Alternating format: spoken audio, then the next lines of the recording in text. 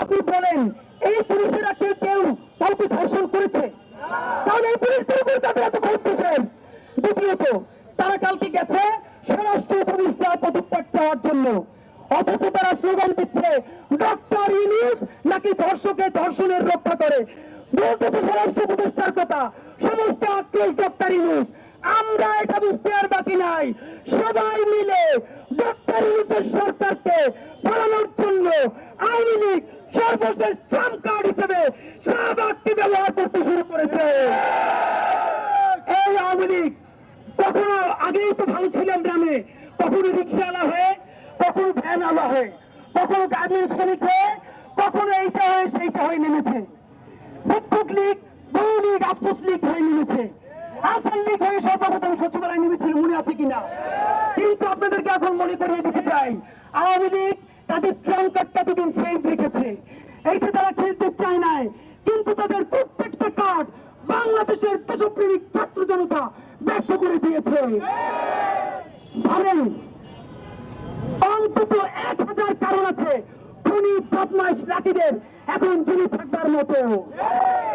সে লাঠি কালকে এসে মিছিল দেয়, আজকে আবার দুপুরে মিছিল দিয়েছে। আমরা যদি শাহবাগী হতাম, এখন গিয়া ওদেরকে শাহবাগী আটকায় রাখতাম, কিন্তু আমরা শাহবাগী না। আমরা বিচার চাইব, রাষ্ট্রকে বিচার করতে হবে, করতে হবে, করতে হবে।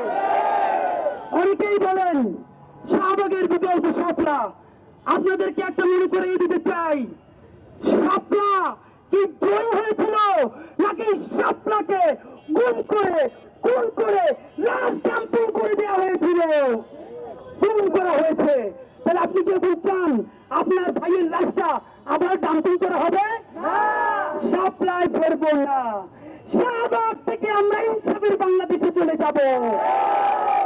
অনেকে বলেন শাপলা আর শাহবাগ দুই বাইনারির মধ্যে মাঝখানে কিছু আছে। হ্যাঁ, আমরা রিকনসিলিয়েশন চাই।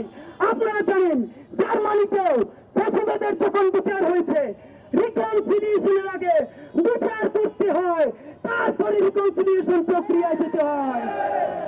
বিচারের নাম নাই, বদমাশগুলো, খুনিগুলো, দর্শকগুলো রাস্তায় মিছিল দিবে আর সুশীল কথা বইলা আমাদেরকে রিকনসিলিয়েশনের কথা বলবা। তোমাদের পুরস্কার আমরা উপরে